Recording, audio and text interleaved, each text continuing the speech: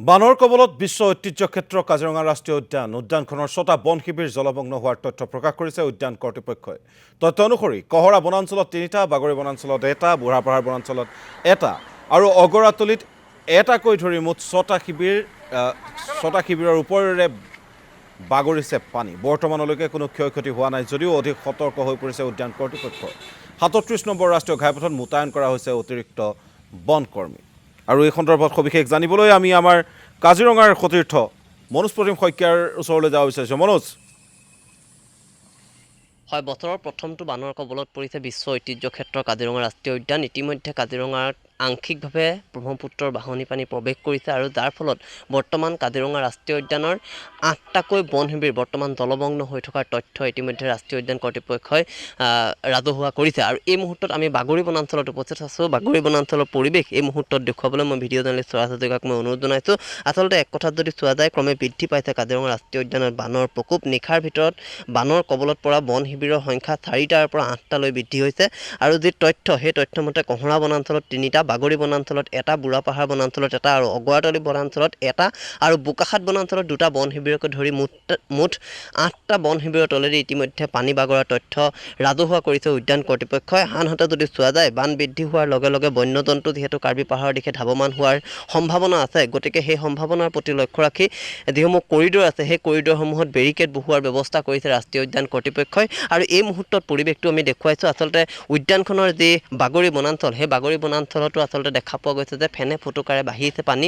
আৰু যিসমূহ নদী, বিল, জলাশয় আছে, সেই বিল জলাশয়সমূহ ইতিমধ্যে পানীৰে সম্পূৰ্ণৰূপে পৰিপূৰ্ণ হৈছে। সমানে যদি চোৱা যায়, ৰাষ্ট্ৰীয় উদ্যানৰ বাহিৰভাগৰ যদি কথা ক'বলৈ যাওঁ, যিহেতু ৩৭ নং ৰাষ্ট্ৰীয় ঘাইপথত থকা যিটো স্পৰ্শকাতৰ এটা animal corridor, Kanchanjuri animal corridor, সেই কৰিডৰটোত যাতে কোনো ধৰণৰ অসুবিধাৰ সৃষ্টি নহয়, তাৰ বাবেও ৰাষ্ট্ৰীয় উদ্যান কৰ্তৃপক্ষই বা বাগৰি বনাঞ্চলে বিশেষ ইয়াত পদক্ষেপ হাতত লৈছে, বিশেষ ব্যৱস্থাৱলী হাতত লৈছে।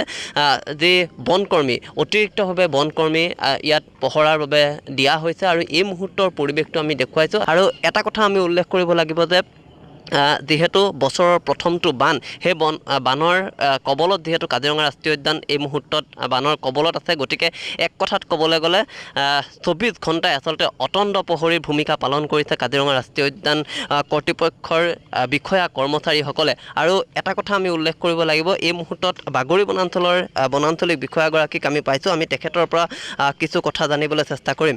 এটা কথা আমি উল্লেখ কৰিব লাগিব যে যিহেতু বান পৰিস্থিতি, সেই বান পৰিস্থিতিৰ সৈতে মোকাবিলা কৰিবলৈ সম্পূৰ্ণৰূপে সাজু হৈ থকাৰ যি তথ্য, সেই তথ্য ইতিমধ্যে তেওঁলোকে দিছে। আৰু মই প্ৰথমতে আপোনাৰ ওচৰলৈ আহিছোঁ, কেনেধৰণে প্ৰস্তুতি চলোৱা হৈছে, কি ক'ব বিচাৰিব? যিহেতু বছৰৰ প্ৰথমটো বানৰ কবলত কাজিৰঙা ৰাষ্ট্ৰীয় উদ্যান, ইতিমধ্যে আপোনাৰ বনাঞ্চলৰ এটাকৈ বন শিবিৰ বৰ্তমানেও জলমগ্ন হৈ আছে, বা অত্যন্ত এটা স্পৰ্শকাতৰ, কাজিৰঙাৰ অত্যন্ত এটা স্পৰ্শকাতৰ এনিমেল কৰিডৰ কাঞ্চনজুৰি, তাত কেনেধৰণে ব্যৱস্থা কৰিছে? ভিতৰৰ বাহিৰৰ বৰ্তমান পৰিৱেশ কি?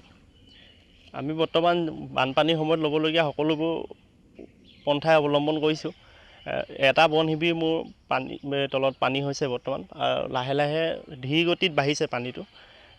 তাৰপিছত আমি যিটো আমাৰ এনিমেল কৰিডৰ আছে, তাৰ কাৰণে আমি ডিউটিৰ কাৰণে ষ্টাফ ডিপ্লয়মেণ্ট কৰিছোঁ আৰু লগতে বেৰিকেডৰ ব্যৱস্থা কৰিছোঁ। যিহেতু ৩৭ নং ৰাষ্ট্ৰীয় ঘাইপথ অতিক্ৰম কৰি কাৰ্বি পাহাৰলৈ বন্যজীৱ বকুল যায়, ৩৭ নং ৰাষ্ট্ৰীয় ঘাইপথত বাহনৰ ক্ষেত্ৰত কোনো ধৰণৰ বৰ্তমানলৈকে জাননী জাৰি কৰা নাই। যদিও এটা কথা আমি উল্লেখ কৰিব, ৪০ কিলোমিটাৰতকৈ অধিক বেগত যাব নোৱাৰিব বাহনসমূহ। সেই চালকসকলৰ প্ৰতি কি অনুৰোধ থাকিব? হয়, জিলা প্ৰশাসনে এখন নটিফিকেশ্যন দিছিলে, ৪০ কিলোমিটাৰ ওপৰত যাবলৈ মানে তাত মানা কৰা হৈছিলে।